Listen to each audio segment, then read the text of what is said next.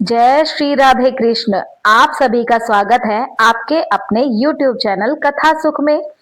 प्रिय श्रोतागण, हमारे हिंदू धर्म में महान ग्रंथ रामायण से जुड़ी बहुत सी कथाएं प्रचलित हैं, जो रामायण से जुड़े सभी महान चरित्रों का वर्णन करती हैं। सभी कथाएं कोई न कोई महत्व भी दर्शाती हैं और नीति संदेश भी देती हैं। जिनमें से एक कथा है राम सेतु। कहा जाता है कि जब लंकापति राजा रावण माता सीता का हरण करके उन्हें लंका ले गया, तब भगवान श्री राम ने लंका पर चढ़ाई करने के लिए वानर राज सुग्रीव से सहायता ली थी। तब वानर राज सुग्रीव और हनुमान जी सहित सभी वानर सेना ने प्रभु श्री राम जी का साथ दिया था। प्रभु श्री राम जी को लंका पहुंचने के लिए समुद्र को लांघना था, इसलिए प्रभु श्री राम ने समुद्र से रास्ता देने के लिए कहा। ऐसा करते हुए उन्हें 3 दिन बीत गए, लेकिन समुद्र नहीं माना। तब श्री राम जी को उस पर क्रोध आ गया, क्योंकि बिना भय के कोई काम नहीं हो सकता। प्रभु श्री राम बोले कि लक्ष्मण, मेरा धनुष दो, ताकि मैं अग्नि बाण से इस अहंकारी समुद्र को सुखा दूं। क्योंकि जिस प्रकार माया में फंसे व्यक्ति को ज्ञान की बात सुनाना, अत्यंत लोभी से वैराग्य और क्रोधी से शांति की बातें करना फलदायी नहीं होता, उसी तरह इसके आगे भी प्रार्थना करना व्यर्थ है। जब प्रभु श्री राम ने धनुष पर प्रत्यंजा चढ़ाई, तो समुद्र भय से कांपने लगा। पूरी सृष्टि कांपने लगी, स्वर्ग में भी उथल पुथल हो गई। जैसे ही प्रभु श्री राम अग्नि बाण छोड़ने लगते हैं और समुद्र घबराकर भगवान श्री राम जी के समक्ष प्रकट हुआ और बोला, हे प्रभु मेरी रक्षा कीजिए, हे प्रभु मुझे क्षमा कीजिए। हे प्रभु, पांचों तत्वों का जड़ स्वभाव आपने ही बनाया है। जल यदि अपनी मर्यादा छोड़ देगा तो उसका महत्व भी समाप्त हो जाएगा। सबको मर्यादा भी तो आपने ही दी है। आप तो मर्यादा पुरुषोत्तम श्री राम है। मैं तो आपके बताए हुए रास्ते पर ही चल रहा था। अब ये आपके हाथ में है कि आप मुझ पर कृपा करते हैं या फिर मुझे दंड देते हैं। रघुवर, आप जैसा कहेंगे मैं वैसा ही करूंगा। आपको बाण चलाने की कोई आवश्यकता नहीं। आपकी इच्छा मात्र से ही मैं सूख जाऊंगा और आपको रास्ता दे दूंगा। मैं भी यह करने के लिए तैयार हूं, लेकिन उससे मेरी मर्यादा भंग होगी, क्योंकि पांचों तत्वों आकाश, वायु, अग्नि, जल, पृथ्वी में से यदि किसी एक ने भी अपने स्वभाव को बदला तो उसका महत्व समाप्त हो जाएगा, उसकी मर्यादा भंग हो जाएगी, तो सृष्टि के संतुलन में विकार उत्पन्न हो जाएगा, जिससे इस धरती पर विस्फोट भी हो सकता है। समुद्र विनती करते हुए बोला कि प्रभु, यदि आप प्रलय से पहले ही प्रलय लाना चाहते हैं तो यह आपको अधिकार है, अन्यथा इस ब्रह्मास्त्र से आप मेरी रक्षा कीजिए। श्री राम जी तो मर्यादा पुरुषोत्तम है।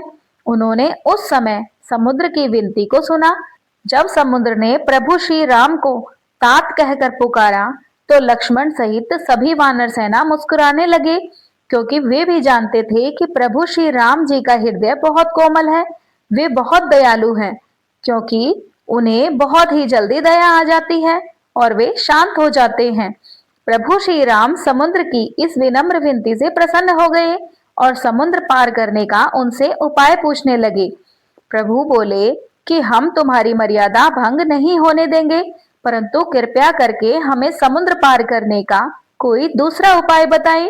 समुद्र बोला कि हे प्रभु, वानर राज सुग्रीव की सेना में नल और नील नाम के 2 महाप्रतापी महाशक्तिशाली वानर उपस्थित हैं। वे अपनी शरारतों से वहां के ऋषि मुनियों को परेशान किया करते थे और अक्सर उनकी वस्तुओं को समुद्र में फेंक देते थे। इन दोनों बच्चों से परेशान ऋषि मुनियों ने तंग आकर इन्हें श्राप दिया कि ये जो भी वस्तु पानी में फेंकेंगे वो कभी डूबेगी नहीं। इसलिए आज नल और नील को बचपन से मिला हुआ श्राप आपके लिए उपयोगी साबित होगा। नल भगवान विश्वकर्मा के पुत्र हैं, इसलिए नल शिल्प कला में भी निपुण है। आप समुद्र पर सेतु बनाने के लिए इन दोनों की मदद ले सकते हैं। आप इनकी सहायता से समुद्र पर सेतु भी बांध सकते हैं। क्योंकि इनके द्वारा फेंके गए पत्थर पानी में डूबेंगे नहीं, बल्कि ऊपर ही तैरते रहेंगे और आप लंका तक एक सेतु का निर्माण कर सकते हैं, जिस पर चलकर आप लंका तक पहुंच सकते हैं। मैं आपको वचन देता हूं कि उनके द्वारा समुद्र में डाले गए पत्थरों से बने सेतु के निर्माण में मैं खुद भी आपकी सहायता करूंगा। इस प्रकार समुद्र पर सेतु बनाने के लिए तीनों लोकों में आपका सुयश गाया जाएगा। प्रभु श्री राम बोले कि हे रत्नाकर, हे सागर, हम तुम पर बहुत प्रसन्न हैं। तुम्हारी उदारता से हम तुम्हारे प्रेम के ऋणी हो गए, परंतु हमारी एक और समस्या का समाधान कीजिए। समुद्र बोला कि आज्ञा दीजिए प्रभु। इसके पश्चात समुद्र ने प्रभु श्री राम से आज्ञा ली और वापस लौट गए। नल और नील की सहायता से समुद्र पर सेतु बांधने का कार्य आरंभ हुआ। सभी वानर प्रभु श्री राम का नाम लिखकर पत्थर नल और नील को देते और वे दोनों समुद्र में पत्थर जोड़ते। समुद्र ने सेतु को अपने कंधों पर संभाल रखा था।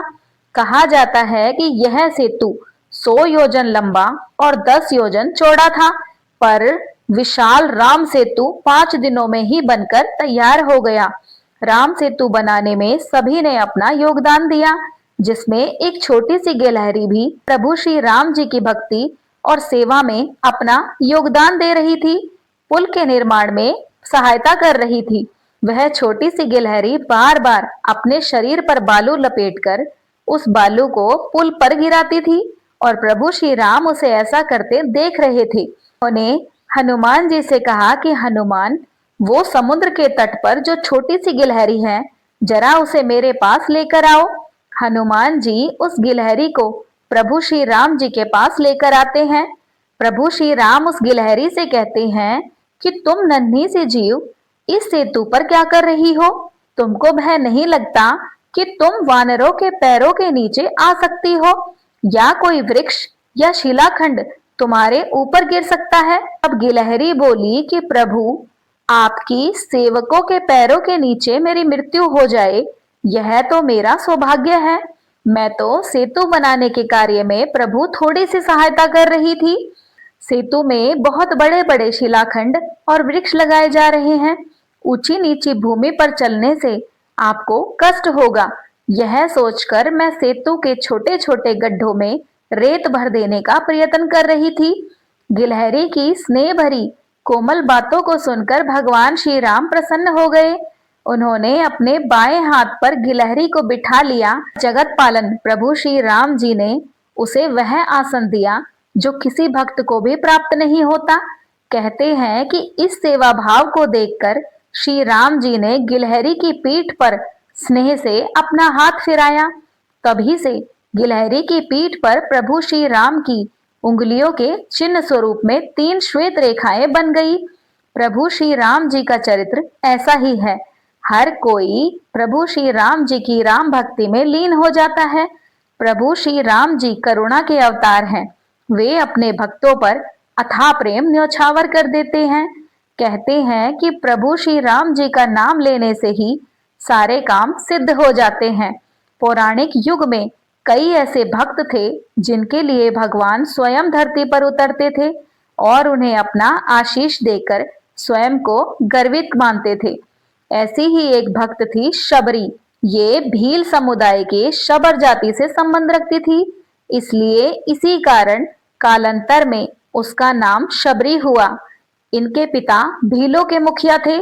उन्होंने शबरी का विवाह एक भील कुमार से तय किया था, लेकिन आदिवासियों की एक प्रथा थी कि किसी भी अच्छे कार्य से पहले जानवरों की बलि दी जाती थी।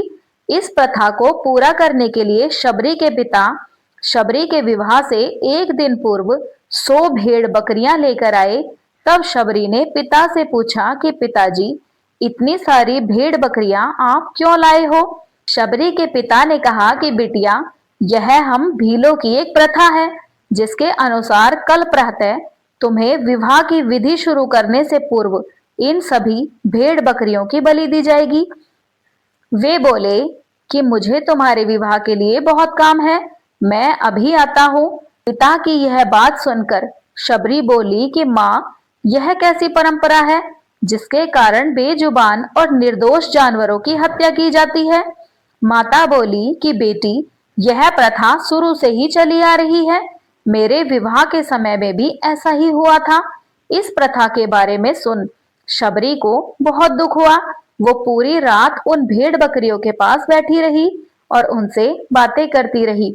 उसके मन में केवल एक ही विचार था कि वह कैसे करके निर्दोष प्राणियों को बचा पाए। यह ख्याल उसके मन में बार बार आता रहा और बोली कि नहीं, मैं इन पशुओं की बलि नहीं दे सकती। मुझे भोर होने से पहले ही घर से भागना होगा। मैं भली भांति जानती हूँ कि अगर एक बार मैं इस तरह अपना विवाह छोड़कर घर से भागूंगी तो कभी इस घर में मुझे वापस आने का मौका नहीं मिलेगा। शबरी के माता पिता गहरी निद्रा में सो रहे थे। शबरी उनको आखिरी बार प्रणाम करके घर से निकल जाती है, जिसके बाद शबरी एक घने जंगल में पहुंचती है। शबरी जंगल में भटक रही थी, तब उसने शिक्षा प्राप्ति के उद्देश्य से कई गुरुओं के आश्रम में दस्तक दी, लेकिन शबरी तुच्छ जाति की थी, इसलिए उसे सभी ने दुत्कार के निकाल दिया और कहा कि तेरा इतना साहस कि तू हमसे शिक्षा ग्रहण करने के विचार से आई है। तू एक तुच्छ जाति की भील कन्या है, इसलिए हम तुझे शिक्षा देकर स्वयं को पाप के भागीदार नहीं बना सकते। तू अभी की अभी यह आश्रम छोड़कर चली जा। तेरे लिए इस आश्रम में कोई स्थान नहीं। उन ऋषियों की बातें सुनकर शबरी शांत भाव से उन्हें प्रणाम करके वहां से चली जाती है। शबरी भटकती हुई मतंग ऋषि के आश्रम में पहुंचती है और मतंग ऋषि को प्रणाम करती है। मतंग ऋषि उनसे पूछते हैं कि पुत्री, तुम कौन हो? तब शबरी कहती है कि हे मुनीश्वर, मेरा नाम शबरी है। शबरी ने अपना परिचय देते हुए मतंग ऋषि से शिक्षा प्राप्त करने की इच्छा व्यक्त की। मतंग ऋषि ने शबरी को अपने आश्रम में रहने का आश्रय दिया, लेकिन उनकी इस बात से सभी ऋषि मतंग ऋषि का तिरस्कार करने लगे। लेकिन मतंग ऋषि फिर भी अपने कथन से पीछे नहीं हुए। उस दिन से शबरी ने गुरुकुल के सभी आचरण को आसानी से अपना लिया और दिन रात अपने गुरु की सेवा में लग गई। शबरी जतन से शिक्षा ग्रहण करने के साथ साथ आश्रम की साफ सफाई, गौशाला की देखभाल, दूध दोहने के कार्य के साथ साथ सभी गुरुकुल वासियों के लिए भोजन बनाने का कार्य करने लगी। ऐसा करते उन्हें कई वर्ष बीत गए। मतंग ऋषि शबरी की गुरु भक्ति से बहुत प्रसन्न हुए, लेकिन धीरे धीरे समय बीतने के साथ मतंग ऋषि का शरीर दुर्बल हो चुका था। इसलिए उन्होंने एक दिन शबरी को अपने पास बुलाया और कहा कि पुत्री, मेरा शरीर अब दुर्बल हो चुका है, इसलिए मैं अपनी देह यानी अपनी देह को छोड़ना चाहता हूँ, लेकिन उससे पहले मैं तुम्हें आशीर्वाद देना चाहता हूँ। बोलो पुत्री, तुम्हें क्या चाहिए? शबरी बोली कि हे गुरुवर, आप ही मेरे पिता हैं। मैं आपके कारण ही आज जीवित हूँ। कृपया करें आप मुझे अपने साथ ही ले जाएं। लेकिन मतंग ऋषि बोले कि नहीं पुत्री, मेरे मरने के बाद इस आश्रम का ध्यान तुमको रखना है। तुम जैसी गुरुपरायण शिष्या को उसके कर्मों का उचित फल मिलेगा। एक दिन भगवान राम तुमसे यहाँ मिलने आएंगे और उस दिन तुम्हारा उद्धार होगा और तुम्हें मोक्ष की प्राप्ति होगी। इतना कहकर मतंग ऋषि अपनी दिव्य देह त्याग कर समाधि ले लेते हैं। उसी दिन से शबरी हर रोज प्रातः उठकर बाग जाती, ढेर सारे फूल इकट्ठा करती, सुंदर सुंदर फूलों से अपना आश्रम सजाती। शबरी को भगवान राम के आने का कोई निश्चित दिन नहीं पता था। उसे केवल अपने गुरुवर की बात पर ही यकीन था, इसलिए वह रोज श्री राम के इंतजार में समय बिता रही थी। वो रोजाना यही कार्य करती थी। एक दिन शबरी आश्रम के पास के तालाब में जल लेने के लिए गई हुई थी। वहीं पास में एक ऋषि तपस्या में लीन थे। जब उन्होंने शबरी को जल लेते हुए देखा तो उसे अछूत कहकर उस पर एक पत्थर फेंक कर मारा। उस पत्थर की चोट से बहुत सारा रक्त बहने लगा। उसकी चोट से बहते रक्त की बूंदें एक एक कर तालाब में गिरने लगी और तालाब का सारा पानी रक्त में बदल गया। ऋषि को यह देखकर और अधिक क्रोध आया और वे कहने लगे कि तुम अछूत के रक्त से इस तालाब का जल अपवित्र हो गया। तुमने पाप किया है, तुम पापिन हो। मेरे क्रोध से बचना है तो इसी क्षण यहाँ से चली जाओ। उस ऋषि के कटु वचन सुनकर शबरी रोती हुई अपने आश्रम में चली गई। शबरी के जाने के बाद ऋषि फिर से तपस्या करने लगा। उसने बहुत से जतन किए, लेकिन वह तालाब में भरे रक्त को जल में नहीं बदल पाया। उसमें गंगा, यमुना, सभी पवित्र नदियों का जल भी उसने डाला, लेकिन रक्त जल में नहीं बदला। कई वर्षों बाद जब भगवान राम सीता हरण के बाद उनकी खोज में वहां आए, तब वहां के लोगों ने भगवान श्री राम जी को बुलाया और आग्रह किया कि श्री राम, आप अपने चरण स्पर्श से इस तालाब के रक्त को पुनः जल में बदलने की कृपा करें। प्रभु श्री राम बोले कि यदि मेरे इस कार्य से आप सबका भला होता है तो मैं ऐसा ही करूंगा ऋषिवर। प्रभु श्री राम उनकी बात सुनकर तालाब के रक्त को चरणों से स्पर्श करते हैं, लेकिन कुछ नहीं होता। ऋषि उन्हें जो जो करने के लिए कहते हैं, श्री राम वे सभी मंत्र उच्चारण करते हैं, लेकिन रक्त जल में नहीं बदलता। तब श्री राम ऋषि से पूछते हैं कि ऋषिवर, मुझे इस तालाब का इतिहास बताएं। यहाँ ऐसा क्या घटित हुआ जिस कारण इस तालाब का जल रक्त में बदल गया। राम जी की बातें सुनकर ऋषि उन्हें शबरी और तालाब की पूरी कथा सुनाते हैं। कहते हैं कि हे प्रभु राम, यह जल उसी तुच्छ जाति की शबरी के कारण अपवित्र हुआ है। प्रभु श्री राम कहते हैं कि हे ऋषिवर, यह रक्त उस देवी शबरी का नहीं, मेरे हृदय का है, जिसे आपने अपने अपशब्दों से घायल किया था। मुझे देवी शबरी से मिलना है, उन्हें हमारे आने का संदेश भिजवा दीजिए। तब शबरी को बुलावा भेजा जाता है। शबरी श्री राम के आने की प्रतीक्षा में अपनी कुटिया को सजा रही थी। श्री राम जी का नाम सुनते ही शबरी दौड़ी चली आती है। क्या मेरे राम आए हैं? शबरी के राम आए हैं, मेरे प्रभु श्री राम आए हैं। मतंग ऋषि का कथन सत्य हुआ, मेरे राम आ गए। शबरी का उद्धार करने मेरे राम आ गए। जिनको देखने के लिए मेरी आंखें तरस रही हैं, वो प्रभु श्री राम आ गए।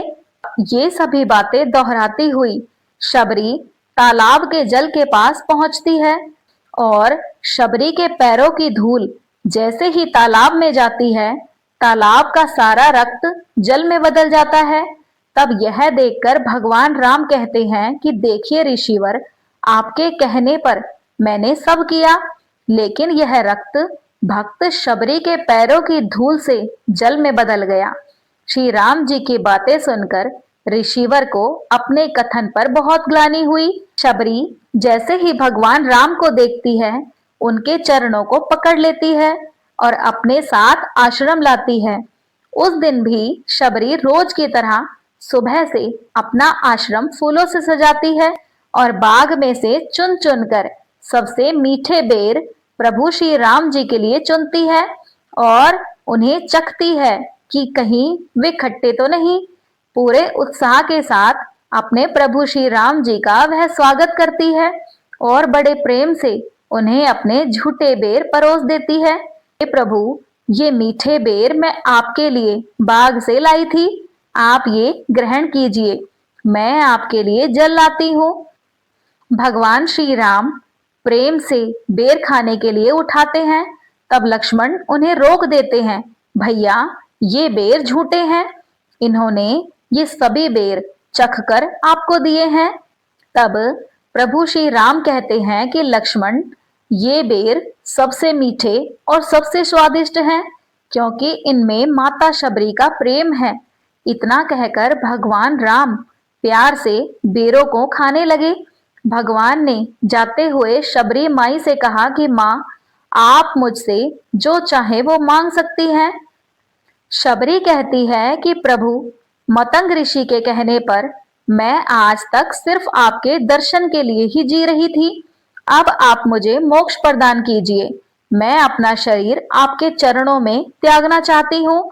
और उसी क्षण शबरी ने अपना शरीर त्याग दिया।